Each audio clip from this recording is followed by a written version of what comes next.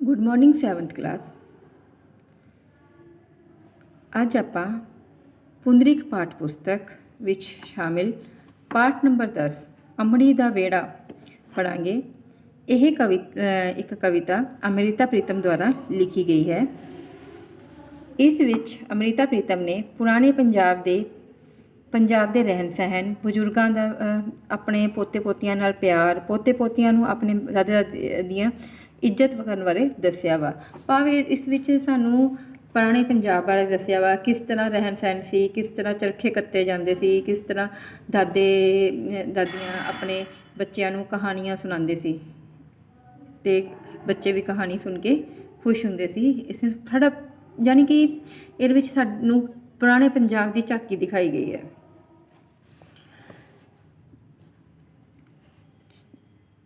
ਚਲੋ ਬੱਚੇ ਆਪਾਂ ਕਵਿਤਾ ਸ਼ੁਰੂ ਕਰਦੇ ਹਾਂ। ਅੰਮੜੀ ਦਾ ਵਿਹੜਾ। ਬੀਤ ਗਿਆ ਦਿਨ ਬੀਤ ਗਿਆ, ਜਿਉਂ ਕੱਤਿਆ ਤੁੰਬਿਆ ਹੰਡ ਗਿਆ, ਇੱਕ ਰੂੰ ਦਾ ਗੋਹੜਾ। ਜਿੱਥੇ ਸੁਪਨੇ ਕਈ ਬਣਾਏ ਸੀ, ਅੱਜ ਆਪੂ ਸੁਪਨਾ ਬਣ ਗਿਆ, ਅੰਮੜੀ ਦਾ ਵਿਹੜਾ। ਇਹਦੇ ਵਿੱਚ ਸਾਨੂੰ ਚਰਖੇ ਬਾਰੇ ਦੱਸਿਆ ਗਿਆ ਵਾ ਕਿ ਦੇਖੋ ਆ ਬੇਟਾ, ਦਿਖਾਇਆ ਵੀ ਹੈ ਕਿਸ ਤਰ੍ਹਾਂ ਇੱਕ ਚਰਖਾ ਕੱਤਿਆ ਜਾ ਰਿਹਾ ਵਾ। ਆਹ ਦੇਖੋ ਆ ਜਿਹੜੇ ਰੂਈ ਦੇ ਗੋਹੜੇ ਪਏ ਨੇ, ਇੱਕ ਰੂੰ ਦਾ ਗੋੜਾ ਵਾ। ਦੇਖੋ ਆ ਚਰਖਾ ਕੱਤ ਕੇ ਜਦੋਂ ਕੱਤਿਆ ਜਾਂਦਾ ਵਾ, ਆ ਸੂਤ ਕੱਤਿਆ ਗਿਆ ਅਤੇ ਉਹਦੇ ਤੋਂ ਕੱਪੜਾ ਬਣਦਾ ਵਾ।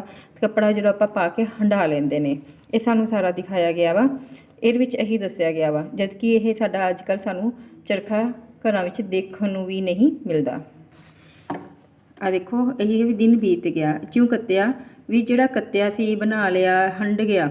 ਇੱਕ ਰੂੰ ਦਾ ਗੋੜਾ ਵਾ, ਅਸੀਂ ਕੱਤ ਕੇ ਬਣਾ ਕੇ ਹੰਢਾ ਵੀ ਦਿੱਤਾ।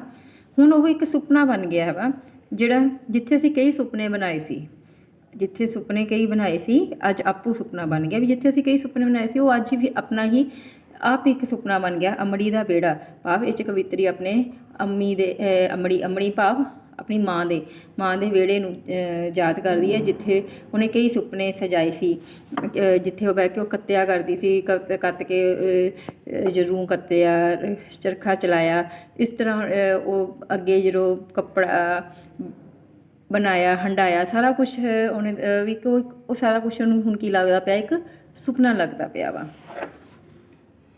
ਇੱਕ ਬਾਦਸ਼ਾਹੀ ਆਸਾ ਮਾਨੀ ਸੀ, ਜਿੱਦਾਂ ਬਾਬੁਲ ਰਾਜਾ ਸੀ ਅਤੇ ਅੰਮੜੀ ਰਾਣੀ ਸੀ। ਭਾਵੇਂ ਲੱਭਾ ਪਲੰਗ ਨਵਾਰੀ ਸੀ, ਪਲੰਗ ਅੱਜ ਮੰਜੀ ਸਿਰਫ ਅਲਾਣੀ ਸੀ। ਭਾਵੇਂ ਮੱਖਣ ਪੇੜੇ ਮਿਲਦੇ ਸਨ, ਭਾਵੇਂ ਸੁੱਕਾ ਟੁੱਕਰ ਪਾਣੀ ਸੀ, ਪਰ ਖੁੱਲੀ ਅਨਮੁੱਲੀ ਸੀ, ਜਿਹੜੀ ਬਾਦਸ਼ਾਹੀ ਅਸਾਂ ਮਾਨੀ ਸੀ। ਇੱਥੇ ਤੱਕ ਪੜਾਂਗੇ ਆਪਾਂ। ਪਹਿਲਾਂ ਸ਼ੁਰੂ ਕਰਾਂਗੇ। ਇੱਕ ਬਾਦਸ਼ਾਹੀ ਆਸਾ ਮਾਨੀ ਸੀ। ਦੇਖੋ ਬੱਚੇ, ਧੀਆਂ ਆਪਣੇ ਘਰਾਂ ਵਿੱਚ ਇੱਕ ਰਾਜਕੁਮਾਰੀਆਂ ਦੀ ਤਰ੍ਹਾਂ ਪਲਦੀਆਂ ਨੇ। ਉਹ ਦੱਸਿਆ ਗਿਆ ਵਾ ਕਿ ਅੰਮੜੀ ਦੇ ਵਿਹੜੇ ਵਿੱਚ, ਭਾਵੇਂ ਮਾਂ ਦੇ ਵਿਹੜੇ, ਜਦੋਂ ਕੁਆਰੀ ਸੀ, ਮਾਂ ਦੇ ਆਪਣੇ ਘਰ ਸੀ, ਆਪਣੀ ਮਾਂ ਦੇ ਵਿਹੜੇ ਵਿੱਚ ਕਹਿੰਦੇ ਅਸੀਂ ਬਾਦਸ਼ਾਹੀ ਮਾਨੀ ਸੀ। ਠੀਕ ਹੈ। ਜਿੱਦਾਂ ਬਾਬੁਲ ਰਾਜਾ ਸੀ, ਜਿੱਥੇ ਰਾਜਾ ਕੌਣ ਸੀ? ਬਾਬਲ ਮਾਂ ਮੀਨਸ ਪਿਤਾ। ਵੀ ਜਿੱਥੇ ਉਹਦਾ ਪਿਤਾ ਜਿਹੜਾ ਸੀ ਉਹ ਰਾਜਾ ਸੀ ਅਤੇ ਉਹਦੀ ਮਾਂ ਰਾਣੀ ਸੀ। ਭਾਵੇਂ ਲੱਭਾ ਪਲੰਗ ਨਵਾਰੀ ਸੀ, ਭਾਵੇਂ ਉਹ ਜਿਹੜਾ ਪਲੰਗ ਸੀ, ਜਿਹੜਾ ਉਹਦਾ ਕਹਿ ਲਓ, ਆਪਾਂ ਮੰਜਾ ਕਹਿ ਲਓ ਕਿ ਪਲੰਗ ਕਹਿ ਲਓ, ਉਹ ਭਾਵੇਂ ਨਵਾਰੀ ਸੀ, ਜਾਂ ਮੰਜੀ ਸਿਰਫ ਅਲਾਣੀ ਹੁੰਦੀ ਹੈ, ਬਿਨਾਂ ਵਿਛਾਉਣੇ ਦੀ ਮੰਜੀ। ਮੀਨਸ ਜੋ ਪੁਰਾਣੇ ਜ਼ਮਾਨਿਆਂ ਵਿੱਚ ਨਾ ਅਲਾਣੀ ਮੰਜੀ ਹੁੰਦੀ ਹੈ, ਵੀ ਉਹਦੇ ਵਿੱਚ ਕੋਈ ਉਹ ਨਹੀਂ ਹੁੰਦਾ, ਜਿਹੜੀ ਮੰਜੀ ਆ ਉਹ ਨੰਗੀ ਪਈ ਹੁੰਦੀ ਹੈ, ਅਲਾਣੀ ਮੰਜੀ ਸੀ।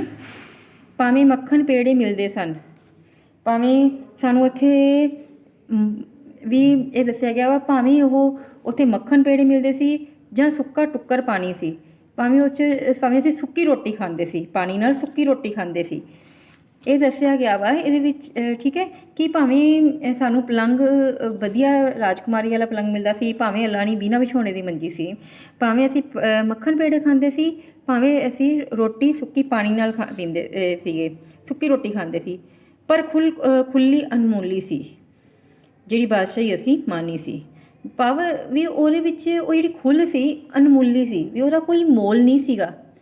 ਜੋ ਵੀ ਸੀ, ਜਿਸ ਤਰ੍ਹਾਂ ਦਾ ਵੀ ਸੀ, ਸਾਡੇ ਲਈ ਉਹ ਬਾਦਸ਼ਾਹੀ ਸੀ।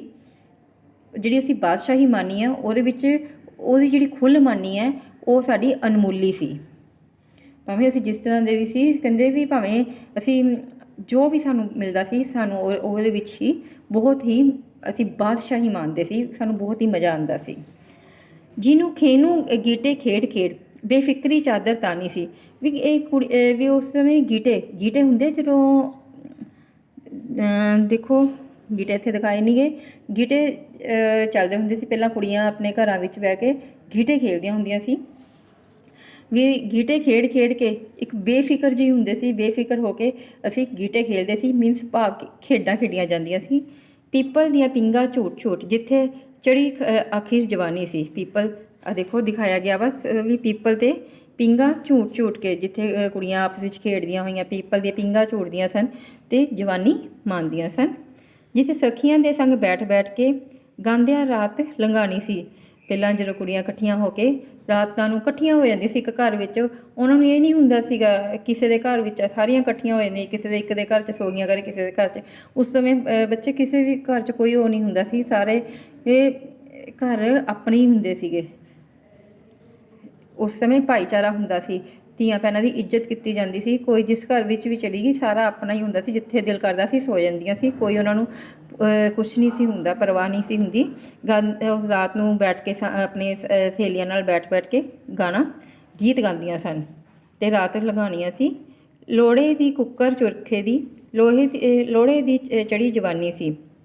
ਲੋੜੇ ਮੀਨਸ ਇਹ 'ਚ ਕੁੱਕਰ ਵੀ ਚਰਖੇ ਦੀ ਕੁੱਕਰ ਹੁੰਦਾ, ਉਹਦੀ ਜਿਹੜੀ ਚਰਖੇ ਚਲਾਉਣ 'ਚ ਜਿਹੜੀ ਆਵਾਜ਼ ਕੀਤੀ ਜਾਂਦੀ ਹੈ ਵੀ ਲੋਹੇ ਦੀ ਚਰਖੇ ਦੀ ਜਿਹੜੀ ਘੂਕ ਹੁੰਦੀ ਸੀ, ਉਹਦੀ ਆਵਾਜ਼ ਹੁੰਦੀ ਸੀ, ਉਸ ਲੋਹੜੇ ਦੀ ਹੁੰਦੀ ਸੀ। ਲੋਹੜੇ ਦੀ ਮੀਨਸ ਬੜੀ ਪਿਆਰੀ ਹੁੰਦੀ ਸੀ ਅਤੇ ਲੋਹੜੀ ਦੀ ਬਹੁਤ ਜ਼ਿਆਦਾ ਕਹਿੰਦੇ ਉਸ ਸਮੇਂ ਜਦੋਂ ਜਵਾਨੀ ਚੜੀ ਸੀ। ਅਤੇ ਪੀਂਘ ਹੁਲਾਰੇ ਚਾੜ ਚਾੜ ਅਸਮਾਨ ਨਾਲ ਛੁਆਣੀ ਸੀ। ਔਰ ਉਹ ਜਿਹੜੀਆਂ ਪੀਂਘਾਂ ਪਾਈਆਂ ਜਾਂਦੀਆਂ ਸੀ ਉਹ ਇੰਨੀ ਉੱਚੀ ਉੱਚੀ ਹੁੰਦੀ ਸੀ, ਕਹਿੰਦੇ ਆਸਮਾਨਾਂ ਤੱਕ ਛੂੰਹਦੀਆਂ ਹੁੰਦੀਆਂ ਸੀਗੀਆਂ। ਵੀ ਇੰਨੀ ਉਸ ਜਦੋਂ ਜਵਾਨੀ ਚੜੀ ਸੀ ਉਸ ਮਾਮਲੇ ਵਿੱਚ ਉਦੋਂ ਅਸੀਂ ਪੀਂਘਾਂ ਝੂਟਦੀਆਂ ਸੀ ਔਰ ਅਸੀਂ ਐਨ ਉੱਚੀ ਉੱਚੀ ਲੈ ਕੇ ਜਾਂਦੇ ਸੀ ਜਿਸ ਤਰ੍ਹਾਂ ਕਹਿੰਦੇ ਆਸਮਾਨ ਨੂੰ ਛੂੰਹਦੀਆਂ ਹੋਣ। ਜਿੱਥੇ ਚੰਨਾ ਵਾਂਗਰ ਦਿਖਦਾ ਸੀ ਅਤੇ ਫੁੱਲਾਂ ਵਾਂਗਰ ਹੱਸਦਾ ਸੀ ਖੁਸ਼ੀਆਂ ਦਾ ਖੇੜਾ। ਭਾਵ ਉੱਥੇ ਖੁਸ਼ੀਆਂ ਦਾ ਖੇੜਾ ਭਾਵ ਵਿਹੜਾ। ਵੀ ਉੱਥੇ ਵੀ ਇੰਨਾ ਕੁਛ ਜਿਹਨੇ ਮਾਣਿਆ ਹੋਵੇ, ਆਪਣੀ ਉਹਨੇ ਬਚਪਨ ਮਾਣਿਆ, ਆਪਣੀ ਉਹਨੇ ਜਵਾਨੀ ਮਾਣੀ, ਆਪਣੇ ਸਖੀਆਂ ਦਾ ਸਾਥ ਮਾਣਿਆ, ਆਪਣੇ ਬਾਦਸ਼ਾਹੀ ਮਾਣੀ। ਕਹਿੰਦੇ ਉਹ ਇੱਕ ਚੰਨਾ ਵਾਂਗ ਦਿਖਦਾ ਸੀ ਅਤੇ ਫੁੱਲਾਂ ਦੀ ਤਰ੍ਹਾਂ ਹੱਸਦਾ ਸੀ ਖੁਸ਼ੀਆਂ ਦਾ ਖੇੜਾ। ਭਾਵ ਉਹ ਜਿਹੜੀਆਂ ਖੁਸ਼ੀਆਂ ਸੀ ਸਾਨੂੰ ਇਸ ਤਰ੍ਹਾਂ ਦੇ ਚਾਂਦ ਦੀ ਤਰ੍ਹਾਂ ਦਿਸਦੀਆਂ ਹੋਣ ਅਤੇ ਫੁੱਲਾਂ ਦੀ ਤਰ੍ਹਾਂ ਹੱਸਦੀਆਂ ਹੋਣ। ਕਦੇ ਮੈਂ ਉਸ ਵਿਹੜੇ ਵਸਦੀ ਸਾਂ, ਅੱਜ ਮੇਰੇ ਸੀਨੇ ਵਸਦਾ ਹੈ ਅਮੜੀ ਦਾ ਵਿਹੜਾ। ਕਹਿੰਦੇ ਕਦੇ ਮੈਂ ਉਸ ਵਿਹੜੇ ਵਿੱਚ ਵਸਦੀ ਸਾਂ। ਇਹ ਸਾਰੇ ਉੱਥੇ ਵਿਹੜੇ ਦਾ ਮਾਂ ਦੇ ਵਿਹੜੇ ਦਾ ਦੱਸਿਆ ਗਿਆ ਵਾ ਕਿ ਧੀ ਆਪਣੀ ਮਾਂ ਦੇ ਪਿਤਾ ਦੇ ਘਰ ਜਦੋਂ ਕੁਆਰੀ ਹੁੰਦੀ ਹੈ ਕੀ ਆਨੰਦ ਮਾਣਦੀ ਹੈ, ਉਹ ਤਾਂ ਦੱਸਿਆ ਗਿਆ ਵਾ।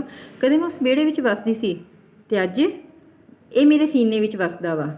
ਭਾਵ ਕਿ ਉਹ ਅੱਜ ਮੇਰੇ ਸੀਨੇ ਵਿੱਚ ਵਸਦਾ, ਭਾਵ ਉਹਦੀਆਂ ਯਾਦਾਂ ਅੱਜ ਤੱਕ ਮੇਰੇ ਸੀਨੇ ਵਿੱਚ ਵਸਦੀਆਂ ਨੇ। ਅਮੜੀ ਦਾ ਵਿਹੜਾ। ਜਦ ਸਾਂਝ ਦਾ ਪੈਣਾ ਨਹੀਂ ਅਸਾਂ ਇਕੱਠੇ ਹੋਣਾ ਨਹੀਂ, ਦਾਦੀ ਦੇ ਮੰਜੇ ਦੇ ਚੌਗੋਦਰੇ ਅਸੀਂ ਪਾਉਂਦੇ ਨਹੀਂ।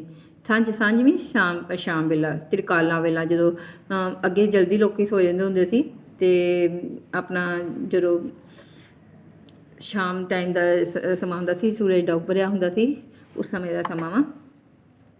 ਅਸੀਂ ਇਕੱਠੇ ਹੋਣਾ ਅਸੀਂ ਸਾਰੇ ਜਿਹੜੇ ਘਰ ਦੇ ਜਿੰਨੇ, ਕਿਉਂਕਿ ਸਾਰੇ ਪਰਿਵਾਰ ਮਿਲ ਕੇ ਰਹਿੰਦਾ ਹੁੰਦਾ ਸੀ ਅਤੇ ਸਾਰੇ ਜਿੰਨੇ ਸਾਰੇ ਘਰ ਦੇ ਬੱਚੇ ਹੁੰਦੇ ਸਾਰੇ ਇਕੱਠੇ ਹੋ ਕੇ ਆਪਣੀ ਦਾਦੀ ਦੇ ਮੰਜੇ ਦੇ ਆਲੇ ਦੁਆਲੇ ਭੌਂਦੇ ਮੀਨਸ ਘੁੰਮਣ ਲੱਗ ਜਾਂਦੇ ਹੁੰਦੇ ਸੀ।